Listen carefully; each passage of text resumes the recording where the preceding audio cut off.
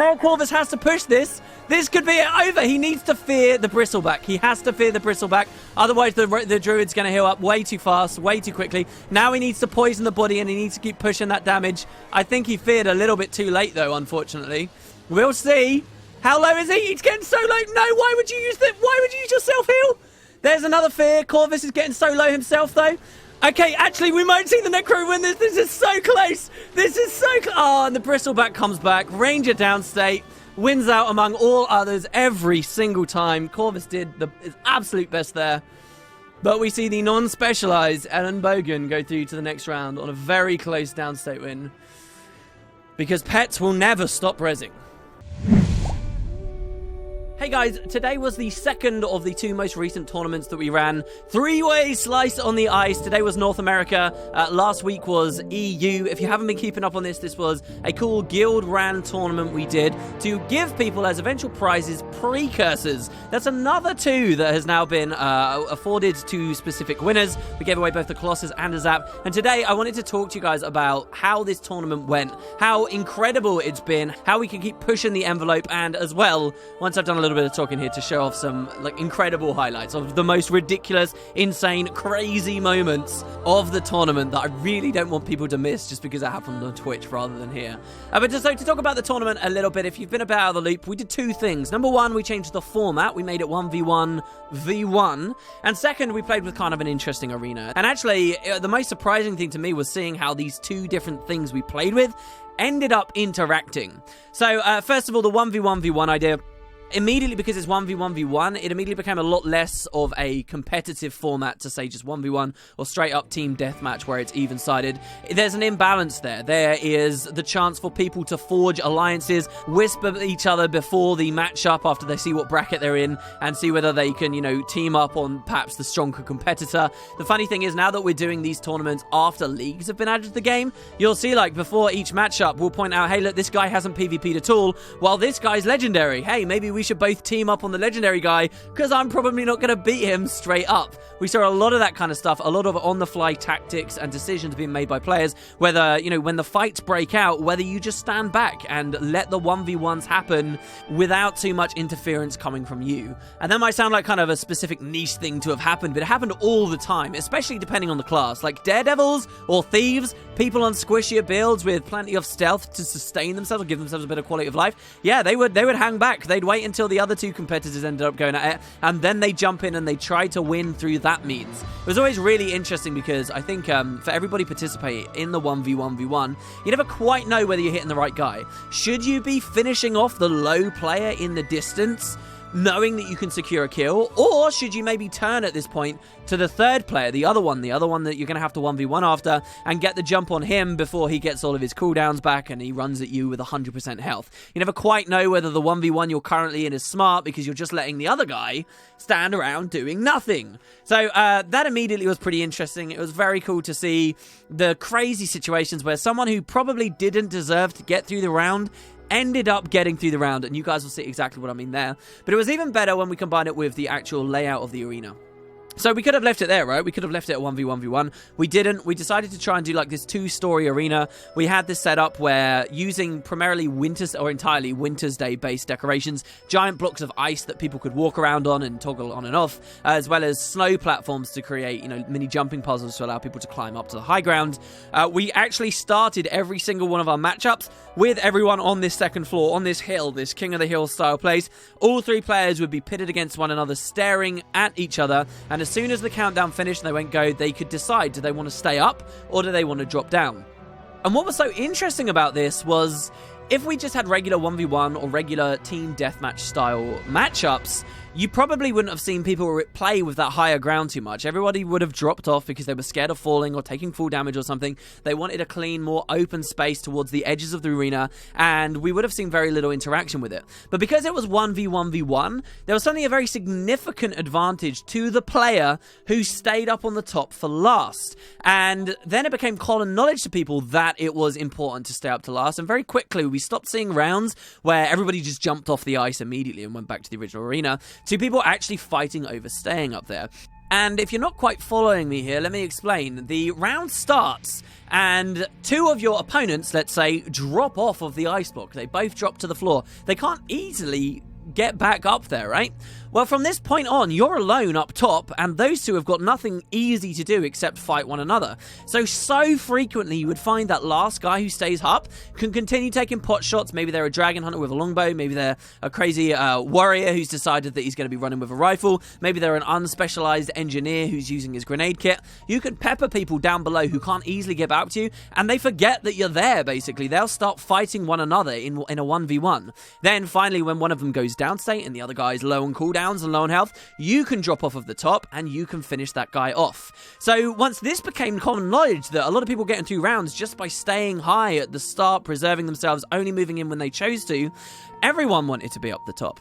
And then it was very common for people, guess what, to fight each other up top to stay up top. It was kind of a natural progression. You know, the community, they were watching on the streams, they were watching their competitors go at it in other rounds, and slowly people just began to mutually understand the value there. Value that I'd never considered when I was creating the damn platform.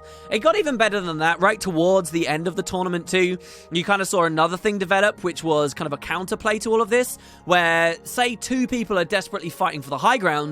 You, after the start of the match, you, the third guy, can deliberately choose to drop down, and what have you got? Well, you've kind of got a reverse of what I originally described to you. You've got a guy at the bottom who gets to just hang out and wait while the other two duke it out. Even better, it then becomes really risky for the people fighting up top. Why? If you get super low health when you're up top and someone's just been swimming around at the bottom like a shark waiting for you, the second you lose that 1v1 up on the ice, that's a risky 1v1 to lose, because you're going to get forced off of the platform trying to run away. You're going to fall quite far, and there's going to be a player on full health and all his cooldowns waiting for you at the bottom to jump you like some piranha. And it was really interesting to see this naturally develop. Then perhaps you want it to be on the floor instead. I thoroughly enjoyed this format. It definitely seemed that in many situations, someone would come in with an incredibly tanky, incredibly sustainy build, like they brought way too much quality of life for themselves, the kind of build that would be really boring and stall the game out and wouldn't be entertaining to any of us. We'd be just waiting around for ages. But builds like that really didn't shine here as much as they did in the 1v1 tournament. Any stall out tended to be dealt with pretty quickly just because of the third player. Just because either the third player would get low, so then there would be a retarget, or one of those other two people would get low and the sustaining guy might get teamed up on and pushed out. Not only this, but another really fun consequence of having those big ice blocks in the middle of the arena, which could be walked under but were a claustrophobic feeling, was people tended to stay more on the outer periphery of the actual battlefield. And so when you had stall outs, often these could suddenly and quite magically be ended by CCs knocking people out of the arena. These were definitely the highlights for me. They would not have happened if we didn't have those ice blocks there. People were definitely way more to the edges than if they'd just seen something as clean as the previous tournament we ran on the Gilded Hollow. And there were so many opportunities, you know, even for a player who absolutely has the underhand, absolutely is outclassed, absolutely has the worst build, will never be able to do any damage but keeps dying on their own. With some perfect little sneaky plays, you could see some crazy Skyhammer level stuff that would end up seeing them go through the round, even when maybe based on a pure 1v1 scenario, they wouldn't have deserved to. I would say definitely this was a fun experiment. It was nice to see some red, blue, and green team fighting. Again, something you can't actually do in Heart of the Mist. I mean, the 1v1 tournament we did before, we've seen stuff like that in Heart of the Mist before. Now we have PvE balance. We have all these kind of consumables and things that people can pop. And it's also taking advantage of some unique Guildhall-based things.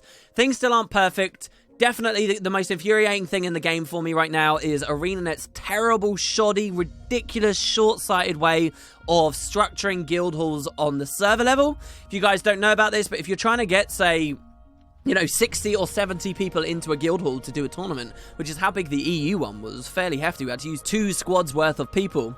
Then the game will continue closing instances of the guild hall, building new ones with incrementally slightly higher and higher and higher player caps. And the result is that every time I've hosted one of these, we've had to wait around for like an hour and a half, 2 hours, just being ported around, wrestling and battling Arenanet's outrageous server system.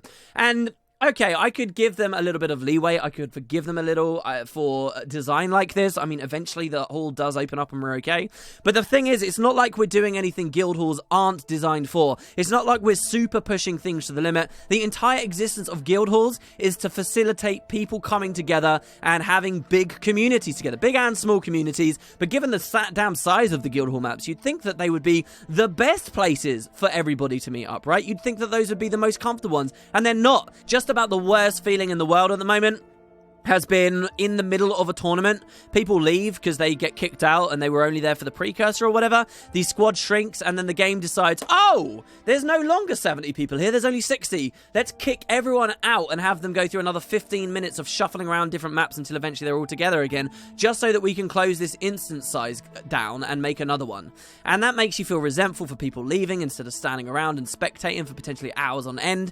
It is just not a good situation to be in whatsoever. But yeah, don't let me rant too long. I just wanted to highlight some of the more interesting quirks. I will let you guys enjoy some of these highlights. There will be more tournaments and more interesting crazy game types coming up very soon. You can catch both of these that you're about to see in their full lengths and find out who won and how everything worked on Wooden Potatoes 2, which I did a little video on recently. There's a link for that in the top of the description if you guys want to check it out. But yeah, keep an eye out. The next tournaments we do, by the way, guys, somebody has donated a full-on Twilight and a full-on Sunrise for us to do as giveaways. So there's suddenly a lot of money up for grabs. I'll keep you guys in the loop for that. Until then, enjoy some of the highlights. And if you fancy it, I'd love to hear you guys' comment about which one of these was the favorite that you'd pick. All right, here we go. Jesus, a huge burst from landing on Shalon there. Oh, and of course, it was the Revenant Hammer that came down. So big old hammer strikes. I think he was just trying to hammer me, maybe. Whoa, he blinked off. He actually blinked off using Hammer 3 and landed back down. Hammer 3 is actually a weapon that has a chance of breaking this arena, but I don't think it should do it. Because you have to be very specific about the way you do it. Naturally, he's keeping the higher ground, and actually someone's climbing up to contest him on that. Lady Glaive staying down low, thinks that the fight's been taken on top, but it actually hasn't. We're actually seeing some battles underneath the arena right now. And we got the lower block, the poorly placed block by me, actually obstructing people again. There's so much more opportunity to peel now that we're not in, like, flat ground. So much more opportunity. Another big Hammer 3 pushing people away there. He's in stealth, but he's been hit so hard. Unfortunately, Shalon is down. That was all in stealth. Nobody even knows that he's dead yet. He's still stealth. There's the body. He's trying to self-res, but unfortunately, you actually saw AI there be a complete bitch. And the Shatter Neuter ran over to the body, even though Lady Glaive didn't actually make any conscious play to do that correctly. That interrupted the self-res and really put any downer on any chance that they may have had. So now Lady Glaive is low. Lady Glaive's getting slammed by that Revenant. But a blink away and a heal may have enabled them to reset a little. But that Wraith Day is not letting up. Wraith Day is perhaps going to take down the victor of the previous tournament. They're both really low, though. There's the Shield 5 to protect him from these high condies that are hitting him. Lady Glaive is still smarting herself. There's the Glint heal, transforming all of that damage into heals and basically a full reset from Heralds, which is what they're so good at. Lady Glaive definitely down on the back foot here. Dropped a Chaos Storm, but didn't stand in it to get the boons, and that's probably a big mistake, considering the amount of ages and great stuff. Wraith Day, though, now once again condied, and probably doesn't have their Glint heal available this time. Oh my god, this is really close. Oh, some Hammer auto attacks. Oh, but he's condied up. That's 6 Torment. We might see down be down low, but Shield 5 is, of course, overpowered as well. He's running around with 7 Torment on him, which is a huge mistake, though. Then there's the Glint heal again. And Wraith Day defeats the champion from the previous. Unless he can get the downstate hit here. Wait, what? Oh my god, did the Chronomancer self-res? The Chronomancer came back! Did he self-res? Did he actually manage to get himself up? Holy crap! I can't believe it! Shalon Stormlight wins! Oh my god, what a flip! The twist! Never got finished by anyone, self-res, and in the last moment, secured the stomp. Pop the marks. Alright, okay, so immediately we see a 1v1 basically break out. With somebody else safe. Oh, did he blink back up? No, you can't blink onto the platform. But he did do a massive gap close there. A massive gap close. And he's just keeping himself safe. I can't believe that the Daredevils right now are pushing each other in this way. This is insane. Like, fantasy, there is no way that one of these Daredevils can win against a full health Necromancer immediately after fighting one another. They've lost it for themselves by going for this. All right, this entire tournament, they've known what this matchup is, and probably that your worst target as a Daredevil is the other Daredevil. You're just going to own each other, and this is the first time we've seen 2 downstate players with 1 person still up, and there's a reason for that, because they made a crazy decision there with their 1v1s. There was only one way out of that, and that was the can for the both of them by fighting each other instead of the much more deadly sustainy Reaper who can just pick them off at the end. All right, he's staying down, he's staying low, he's pushing away a little bit. Druid's seen his opportunity. Here's Loyalty with a play there, out of range of that magnet. I did catch it. In the meantime, one of the players has gone down. It's going to be a lot harder to do anything with the edges of the arena now that it's just a 1v1 between the Druid and the NG. The NG's taking the high ground. The Druid can't do anything right now. We're on a little bit of a slower moment. Loyalty glides to the bottom. I guess he's just waiting for some of his cooldowns to reset. There's a gear shield. He's doing nothing but trying to play with CCs. I don't know what position he's put himself in here, but we will watch. I almost jumped off the edge there for a second. All right. More gear shields. Does he actually have any way of applying his own damage? I'm not seeing him put any pressure out, like any regular pressure. I mean, bombs. This is, again, another reason why he wants him in there on those pillars. So what does the Druid do if he manages to force him in that situation? Run into the pillars? This is, again, actually where something like a wolf would be really... Oh, my God! And he turns around on him. That is the risk you take when you play on the edge of the arena. And that was a skill 4 on the longbow, knocking Loyalty off. I'm not having any of that, says the Druids. And after consistent playing around with the edges, finally, he slaps him down almost effortlessly. And they're off.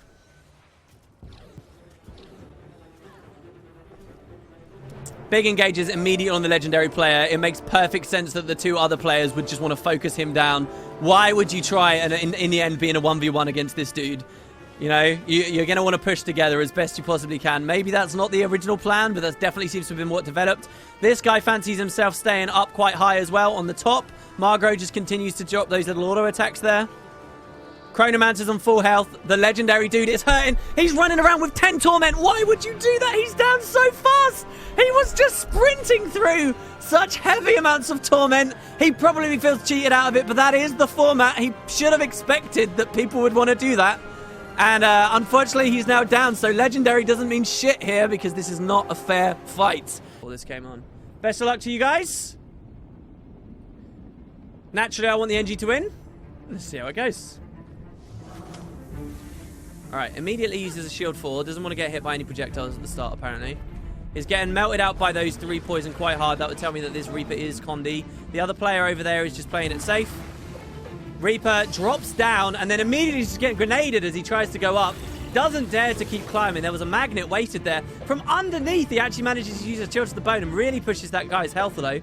Dragon Hunter's coming up. If the engine's not careful, the engineer moves to the other side and he says, no, nobody's allowed to climb back up. I'm going to grenade you and push you off as well. And he actually managed to defend it. We got some real King of the Hill stuff going on, but actually, never mind. The F1 from the Dragon Hunter pushes him down. There's the judge's intervention straight into the Greatsword. Dragons Maw get wasted on a shambling horror. That's got to hurt. And it does look like both players are focusing on this poor engineer with his gear shield up. Has he got anything to reset? He used a toolkit tool to drop some cripples. Almost saw a knockoff there on the edge of the map. Not quite enough from the Dragon Hunter, though. These two have turned on each other. The engineer has managed to shed some of his focus. He's just going to grenade him from range. I really like the way that this match is going. Dragon Hunter really doesn't want that to happen, so he's swapping. And he's been playing so aggressively. He's now pincered between 2 high health enemies. And he's basically just caught between a rock and a hard place. Manages to move away a little. That's a fantastic little reset there. I don't see how either of those players let that happen. Ah, he's melting out. That's why they let it happen, because they knew he'd probably been dealt with. And now we've got what, as far as I can see, are 2 Condi players. The engineer has to be careful because a lot of the Condis that he drops with his grenades onto the Reaper could just immediately get reflected back onto him. Neither of them want to see this Dragon Hunter get up. Is he going to manage to? Yes, he does, because of the symbol. That's what I like to see. He uses his shield to push away a couple of those grenades. Don't forget about his big knockback there he has on his shield. Judge's intervention in. Toolkit. Do these guys know whether they want to be far away from each other or close? I don't know. There's an Elixir S. I think that's the first time the engineers managed to do this. This has been really cool. Now we're seeing the Reaper just hang back and keep his health up high. Lots of Aegis procs here from the trap. Will the Dragon Hunter actually utilize them? I don't think we've seen a single one so far. I can't believe the engineer, all he took was a single little stealth and that's it. It's over. He gets to move away. He gets to reset. Now the Reaper's the one struggling. Actually, this could swing either way here. This really could swing either way. How will the CC train fare against them? There's some pistol shots. I guess the Engineer doesn't fancies his chances against the Reaper more than he does against the Dragon Hunter. He's just hitting whoever he can from up high. I love how much use he's getting out of the terrain here. And the fact that the fight's still going on as well. So now we're seeing the Dragon Hunter push back. It's too much for the Reaper, though. The Reaper does not have such a good downstate skill. And they're both just kind of scared. Who picks at the body, right? They're not even worrying about the body. Or maybe they are a little. Just keep the fight over by it, but focus on each other. There's the well. Oh, my God. Okay, they might actually be able to get this Dragon Hunter low enough from downstate here. And then we could see 3 players in downstate. That would be fantastic. No, the Dragon Hunter manages to reset just a little bit too high. I think that's it for the Reaper. He has to swap now to his skill 4, which he did. He did actually do that. The Engineer wanted to get the rally, never managed to get it. The Reaper ends up getting the rally. Can the Reaper fully reset here? Here's a Rise he just popped, so Shambling Horror, so he is going to be taking less damage. He's in Shroud. He's going to try and stay in Shroud as long as he can. Chill to the bone. This is really close. He's got so many condies on him. The Reaper actually out of the rally. I think it's going to get the win. All he's got to do is keep his distance, keep it safe. Look at all these free blocks that just were not used. Maybe they came a little bit too late into the game. But that's 5 hits of invulnerability, basically, with enough play. And the Reaper brings it back from the brink. Congratulations, Zaitan Legendary. I believe actually competed in a previous tournament as well. And we see another light armor class go through. Last round. Last match of the first wave. First round. Whatever. Go! This may sound weird, but can we see how you do your dailies? I won't be streaming during that time. I can do it on another stream if you guys want. Anyway, off we go. 2 people fight for the high ground right now. 1 person's low down. He gets the free safety. All he's got to do is watch for somebody to fall and then pick on him. Okay, and the first person to fall... what was it that got him off there? It was the Warrior. The Warrior, you guys will notice, is running a rifle. I really want him to win. I really want to see a Warrior go through. I actually also kind of want to see him kill shot a Chronomancer's friggin' clone. He's getting hit hard here, though, by the well. Actually, this is a pure Wells Chronomancer. That's pretty YOLO. There's every bit of opportunity for this Warrior to win. What's he popping there? Rampage. Oh, my God. He's running Rampage. He actually managed to finish him off. He only managed to finish him off there because of the condies, which the Reaper had applied. So now it's in the Warrior's best interest to just push it away, while hopefully the Reaper finishes off the body. But the Reaper's not going to do that. He needs to hide behind that pillar, not try and press and aggress. Dude, you're going to get melted down. The Reaper's had such a comfortable time here. All right, well, he pushed way through. All right, this is good. Oh, wait, did the Chronomancer manage to get himself up already? He did. The Chronomancer already got himself up. And the Warrior's down. And now he's going to finish the Warrior quickly before we can see any kind of Vengeance play. Unless the Reaper fears him. Both of them downstate. All the Warrior has to do now is Vengeance and hopefully get a rally. That Vengeance trait is what you want to run right now in the 1v1v1. The blink away's already happened. There's the stomp. Did he rally? He did. He's running the trait. He did rally. Okay, now just push away. Take it easy, dude. Take it easy. Just try and reset. Make this a comfortable 1v1. We're all rooting for you here. This is a Gem Store Reaper who so far has played perfectly, in my opinion. And he's just free casting with his Scepter at the moment as best he can. The Warrior can't do anything. This is the problem. That was never a good matchup for the Warrior, unfortunately. That's such a shame. And our Warrior friend who we voted to get in, guys, all it's going to take is a stomp. Well, mind you, okay, here we go. We're still going. Let's see if he can push him out in Vengeance. Go, get your rifle out, kill shot him, and then quickness stomp. The dream! Oh, he knocked him off. That's it. The Warrior wins. I can't believe it. I can't believe it. The Warrior. All right, we have always said on these tournaments that we play for the downstate and it is the last man alive. So that goes to the Warrior. He was the last one on the thing. Vengeance absolutely counts. That knockout gives him the victory. Congratulations, Ocean Rockfield. I ain't even turned the music off. I can't believe it. I can't believe it.